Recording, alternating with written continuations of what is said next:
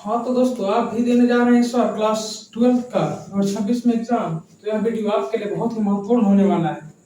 इस वीडियो में हम बताएंगे कि आप अभी सितंबर से पढ़ करके और 450 प्लस अंक लाने का सपना कैसे पूरा कर सकते हैं।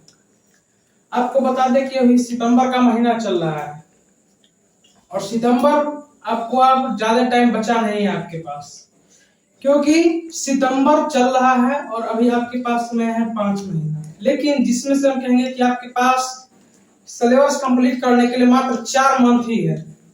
तो आप कहेंगे कैसे? तो हम बता दें कि लास्ट का 1 मंथ आप कितना भी कुछ कर लीजिए, लेकिन आपको रिवीजन और BYQ सोल्व करने में देना ही पड़ेगा।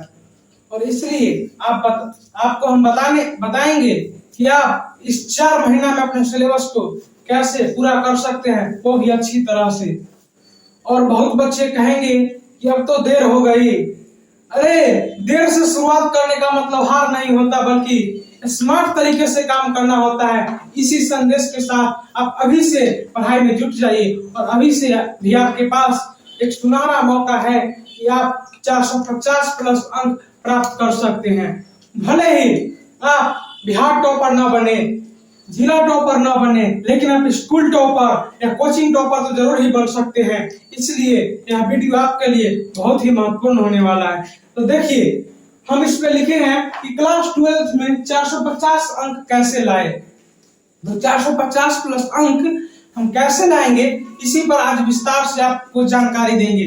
देखिए, सबसे पहला होगा आपका टाइम मैनेजमेंट। टाइम मैनेजमेंट किसी भी काम को करने के लिए बहुत ही जरूरी है। और टाइम मैनेजमेंट अगर आप सही तरीके से कर लेते हैं तो आप खुद ही कहिएगा, हाँ, हम यह काम सही से कर लिए। देखिए, टाइम मैनेजमेंट में सबसे पहले आपको डेली प्लानिंग पर खास ध्यान देना होगा। देखिए, या फिर आप सोने जाइए उस समय या फिर सो के उठिए उस समय। अगर आप सोने जा रहे हैं उस समय आप लिखिए कि आज हमने कितना चीज कंप्लीट किया और कल हमको क्या क्या करना है। अन्यथा आप अगर सुबह में लिख रहे हैं तो आप सुबह में एक दिन पहले का किया गया काम लिखिए कि हाँ, हमने इस दिन क्या क्या पढ़ा और क्या क्या हम कंप्लीट कर लिए। और फिर आगे का लिखिए कि आज हम क्या करेंगे और आज मेरा पूरा दिन का शेड्यूल क्या होगा। जब वो हो जाएगा तो आप वीकली प्लानिंग कर सकते हैं। वीकली प्लानिंग में आप एक दिन रिवीजन के लिए दीजिए, क्योंकि आप सप्ताह भर में जितना पढ़े उसको एक दिन, मात्र एक दिन रिवीजन के लिए दे दीजिए, वो चीज आपका हो जाएगा। और तीसरा है प्रैक्टिस। प्रैक्टिस भी आपके लिए बहुत ही महत्वपूर्ण है। जैसे में केमिस्ट्री में रिएक्शंस बहुत सारे होते हैं, उनको आपको प्रैक्टिस करना पड़ेगा। इसी तरह मैथ में कुछ फॉर्मूला, उनको याद करते रहना पड़ेगा। और लास्ट पॉइंट आपका है रिवीजन। रिवीजन तो हर सब्जेक्ट में करना पड़ेगा। और बोले ना कि लास्ट का 1 महीना आप रिवीजन में तो दे दीजिए। और देखिए आपका रिजल्ट कैसे बेहतर हो पाता है। और अगला पॉइंट है सिलेबस का बंटवारा। सिलेबस का बंटवारा कुछ इस प्रकार करिए कि जिस चैप्टर से एग्जाम में बहुत कम ही क्वेश्चन या फिर न के बराबर क्वेश्चन पूछे जाते हैं, उस चैप्टर पर अब आपको ध्यान देना नहीं है। अब आप उस चैप्टर को ध्यान दीजिए जिस चैप्टर से आपके एग्जाम में बहुत ही ज्यादा क्वेश्चन पूछे जाते हैं। जब आप उस चैप्टर को ध्यान दीजिएगा तो ऑटोमेटिक है आपका बहुत ही सारा डाउट क्लियर होगा। और आपको यह भी पता लगेगा, हाँ, जब हम एग्जाम देने जाएंगे तो हमको कौन कौन क्वेश्चन एग्जाम में आएगा, इससे यह भी पता चलेगा। और आपका अगला पॉइंट है कॉन्फिडेंस। हाँ, तो कॉन्फिडेंस भी एक बहुत बड़ा हिस्सा है, वो भी आपको एग्जाम में रिजल्ट बहुत अच्छा करने का। अगर आप कॉन्फिडेंस रखिएगा अपने ऊपर, नहीं हम यह कर सकते हैं, तो आप यकीन मानिए कुछ कर लीजिएगा। हाँ, तो कॉन्फिडेंस देखिए, आप अगर कॉन्फिडेंस कर लेते हैं कि हाँ, हम इतना नंबर ले आएंगे, तो आप में एक जुनून, एक जज्बा सवार हो जाता है कि हाँ, हमको इतना लाना है, और आप इसके अनुसार से मेहनत करने लगते हैं। तो आपका कॉन्फिडेंस रहना आपके पास बहुत ही जरूरी है। और आपका अगला पॉइंट है 10th के रिजल्ट को याद करना। जब आपका 10th का रिजल्ट आया था तो उस समय आपके परिवार वाले, आपके गांव वाले, आपके दोस्त कैसे बोल रहे थे, वो आप खुद याद करिए कि आपका रिजल्ट खराब आया होगा तो किस प्रकार आपको बेइज्जत कर रहे होंगे। और उसी बेइज्जती को याद करते हुए अभी से तैयारी में लग जाइए, क्योंकि अब बहुत बड़ा जवाब उनको देना है जो लोग आपका मजाक उड़ा रहे थे। अब उन्हीं को उसी तरह से बहुत ही करारा जवाब देना है, इसलिए अभी से आप मेहनत में जुट जाइए। और आपका अगला पॉइंट है subject wise approach. Subject wise approach आपके लिए बहुत ही महत्वपूर्ण होने वाला है। आप हर सब्जेक्ट को टाइम दीजिए, किसी एक सब्जेक्ट को टाइम नहीं दीजिए। अगर आपका हिंदी स्ट्रॉन्ग है तो आप मैथ पर, साइंस पर, इन सभी चीजों पर ध्यान दीजिए, ना कि आप हिंदी आपका मजबूत है तो आप हिंदी पर ही और ध्यान दे रहे हैं। इससे क्या होगा, एक सब्जेक्ट में नंबर लाने से नहीं हो पाएगा।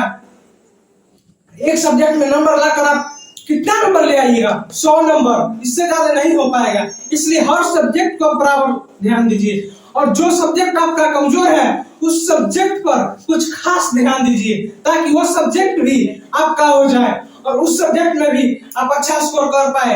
आपका जो सब्जेक्ट अच्छा है उसमें तो आपका स्कोर होगा ही, लेकिन जो सब्जेक्ट आपका खराब है उस सब्जेक्ट पर ध्यान दीजिए और उस सब्जेक्ट में अच्छा स्कोर करके दिखाइए।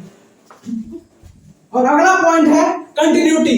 आपको कंटिन्यूटी पर भी विशेष ध्यान देना पड़ेगा, क्योंकि एक दिन अगर आप 10 घंटे पढ़ लेते हैं और दूसरा दिन नहीं पढ़ते हैं तो ये पढ़ने से कोई फायदा नहीं है।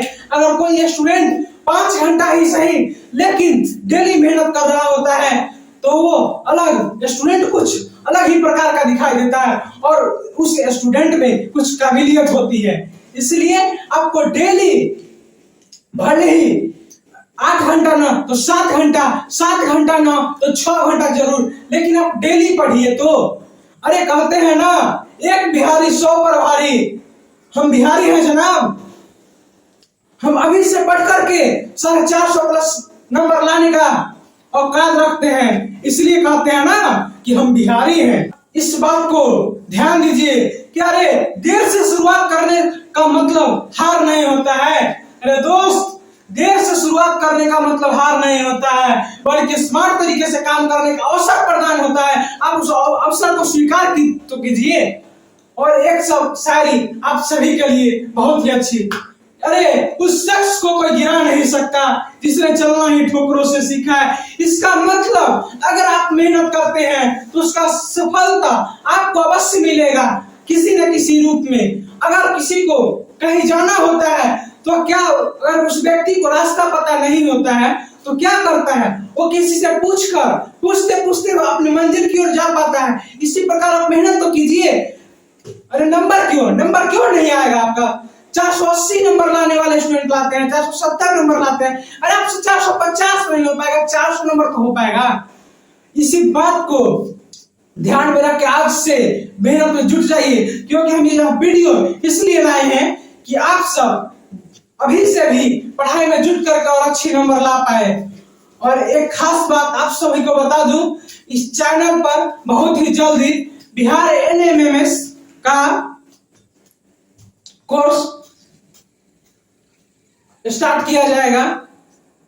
बस आप सबों का आशीर्वाद चाहिए। इस वीडियो में बने रहने के लिए आप सभी का बहुत बहुत धन्यवाद। और आप सभी को अगर यह वीडियो पसंद आया हो तो लाइक, सब्सक्राइब और शेयर करना ना भूलें।